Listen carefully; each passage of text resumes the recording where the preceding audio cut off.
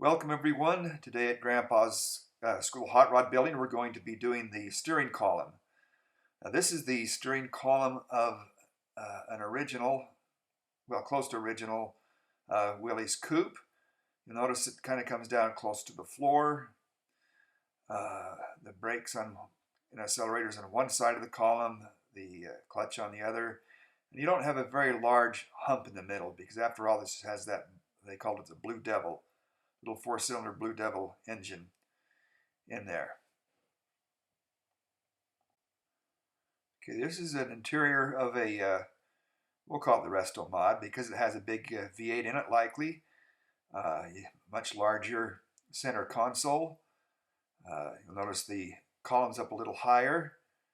And he's kind of got his, to make room for everything, that brake's a little bit close to the column, and it's still an undermount one, so he's still got a linkage that goes down to a system under the brake system under the floor. Now, the first step in your steering column process is to locate the steering column in the car. Now, you take the dash out, and there's this bar that runs across from side to side, and on that I mounted a bracket so I could put the drop-down bracket mounted to that. And it's nice to have it all so it's in position, you know, you're in a seat where you want it, and you can line it all up. Another factor to consider is the angle of the steering column inside the cabin. As you can see, I mounted mine up high. I wanted a lot of room down here for my feet to go back and forth between the accelerator and the brake. The accelerator, as you can see, is installed. The brake is not. That's another step coming up here real soon. In the previous slide, you probably noticed that at the end of the steering column there's a little chrome collar, and it has about a 20-degree rotation, and I needed another 5 degrees. And there's also the end of the shaft didn't quite reach the firewall, and so I made it up for it in thickness as well. Got out my Fusion 360 and made myself an adapter. There it is, making a part. This is not speeded up. I've got a very fast printer. This is the Allegro Neptune 4 Pro. There it is, all finished and installed in the car. Looks kind of nice. I have to kind of seal around the edges so that I don't get water leaking in the cabin, but that's kind of what you end up with. And here it is, making the plate that goes on the outside. I'll be wrapping that with a chrome vinyl wrap, and that'll look really nice up against the firewall. Here, on the other side of the firewall, I also made an adapter so that the bolts would come out straight and mount flush. And also, the way the shaft came out, it almost hits the valve cover, so I had to turn it all and get it to fit in there. And anyway, I printed out this also out on the 3D printer and put some layer Bondo on it, sanded it all down smooth and primed it and painted it with some Rust-Oleum chrome. So I need to kind of touch it up a bit. But anyway, it makes it look like it fits right in here with the diamond plate on the firewall. Now this is the shaft piece, and I'm going to clean this all up. And this end over here, I'm pointing at it with my pinky, that's a 3/4 inch double D. It's hollow. The shafts that you buy are solid, but you know, it does the job. And so we're kind of fortuitous that we can just put that on there and put that. Now I'm going to clean this all up and paint it and make it look nice. And we'll be in business for the first section coming off of the steering box. And there we are. I ground the little studs flush, got my punch out, punched the little buggers right out. Okay, and there it is. The little studs are out. I ground them down flush, quenched them in the urinal, at the utility sink, and a little slip of the words there. And got my hammer and punch here and popped them a few times, and out they came. Now ready to put the rag joint on. Now this is the rag joint. that I've pressed onto the steering box.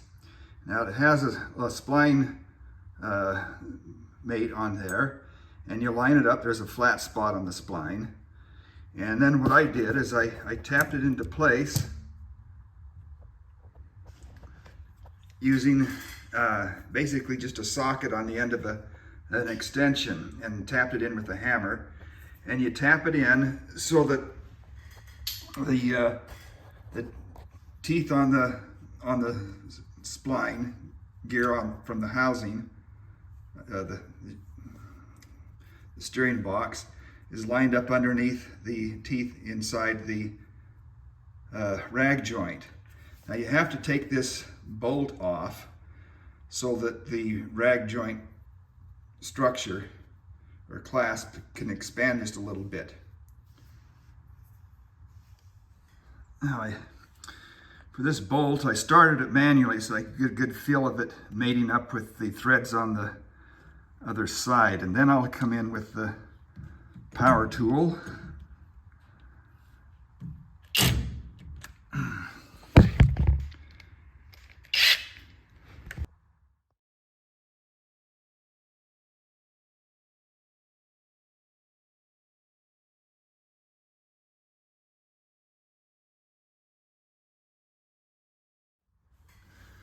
I've got the rag joint all tightened in place, and I put the shaft on it, and I've come into two issues here. One is these lines from the pump are going to have to be rerouted. I can do that, but my shaft is too long. I don't have enough clearance here at the header.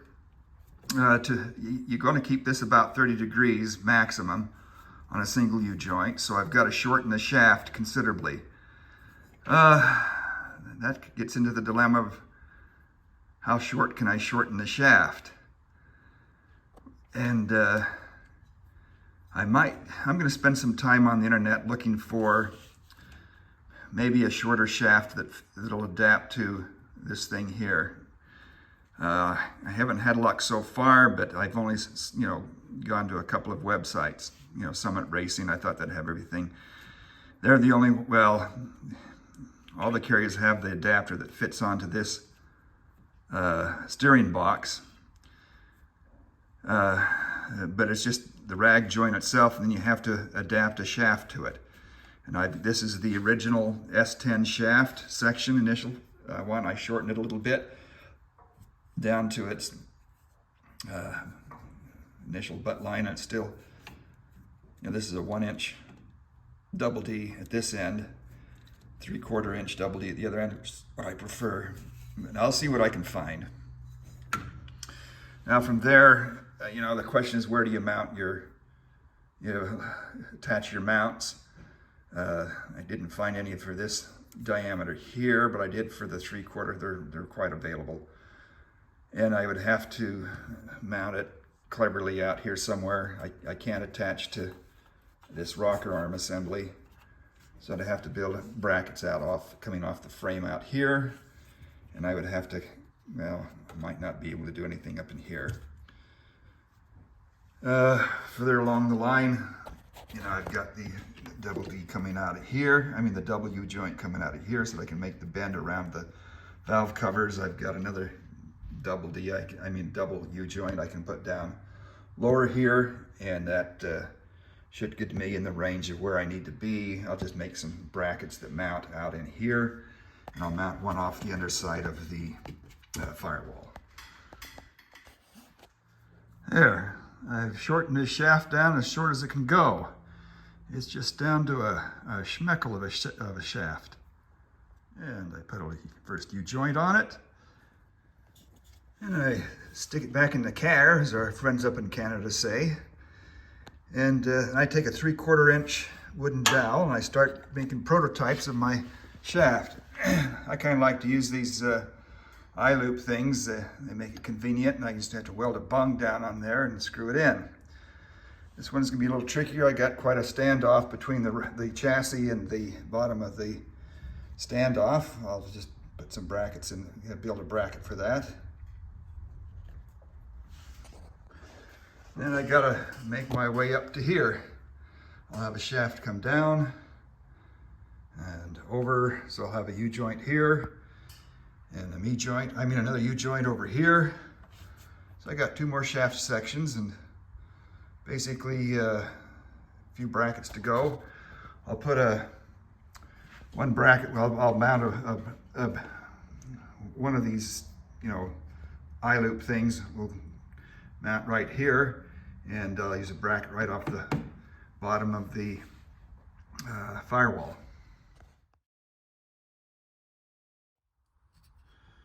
Okay, what I have out here, I made an L bracket mounted to the underside of the cowl, and put one of these eye bolts here. I don't know what else to call it. I'm using a wooden dowel right now as a mock-up for the shaft. I'll soon cut the actual pieces and put in, but I use wood initially so that I get, if I have to adjust length, it's cheap and quick. I also welded some stanchions in 2 places. This one I drove a bolt in the top of it. There's a riv nut under there. And the reason I did that is because in order to install it, I have to have these brackets kind of loose and put it all together. And then I got over here a welding bung under this one. Here we go. Under there we got a welding bung. Where are we at? Here, there we go. And then I just drove that in. And got a regular U-joint here, single U-joint here, single U-joint here. This is called a W joint, and another W joint up here.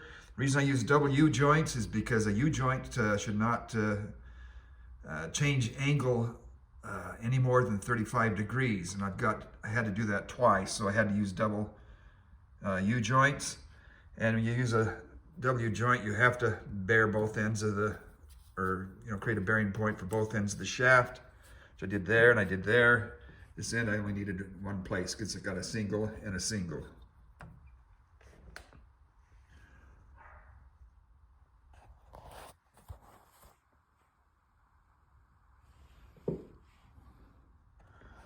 So the next step is I'll cut some shaft lengths from the 3/4 inch steel double D bar that I bought for this section, and this section. And this U-joint here, I made a little I'll call it a slight mistake. In ordering, it has just round joints, so I have to weld the bar stock in place at those 2 points, but that's no big deal. But all the other places, they just bolt right in.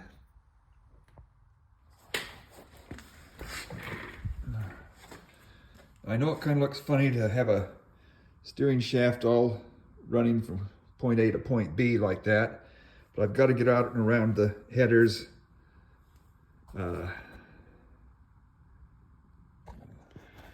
Okay, I have put my steering shaft in.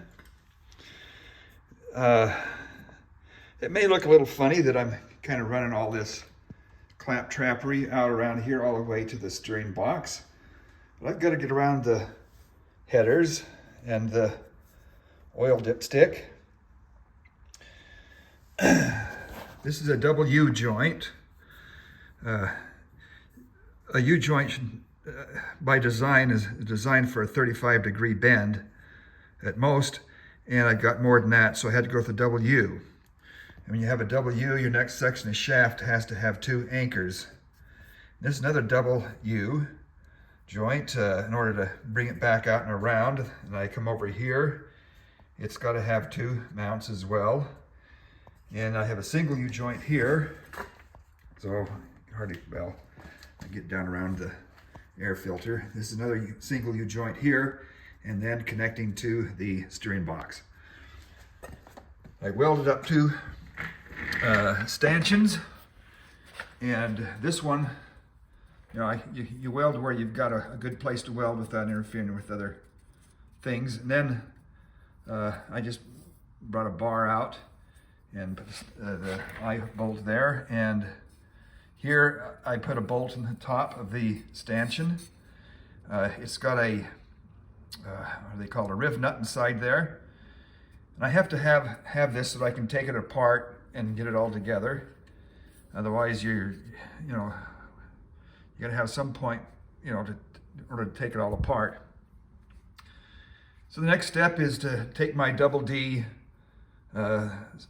steel rod, cut it to the lengths of these temporary 3/4 inch dowels, and I'll have that done. I'll also paint this all up, make this all nice and pretty down here, grind it as smooth as I can, put some Bondo on it, whatever it takes to make it look nice and shiny. Trying to think about what colors to use. I'll probably put it silver up to the top of the stanchion and black up here. Who knows, maybe, whatever. Anyway, color's not important. I also had this was the easiest one, with just an L bracket off of the underside of the cowl. And I used 3/16 steel. And the way I bent this to the angles, I put a slit across the back of the bar and bent it to the angle I wanted, and then welded it in and filled it back in with weldment, because I don't have a brake. And I'm not going to invest in one when I can do it in just a few minutes with a saw and a welder. Now here it is, all painted up and put in place. And I can do a little bit of turning of the steering wheel without it binding, but I won't know until I get the engine running and some fluid in the power steering unit to test it out fully. Right now it looks pretty good. My weakest point on here is that these these braces here, I bolted it on here because I need to be able to take it apart if I ever have to replace or anything.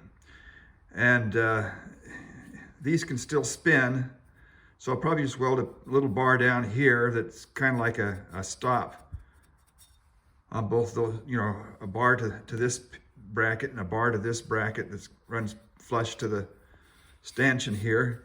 And that way these brackets won't spin. I can still take the thing apart if I need to, and everything will stay rigid. But for now, I think we've got the steering system in. As a final touch, you'll see that I do have a Willys Overland emblem here on my horn button. I make these, or actually I have my brother has a business that he can make things like this.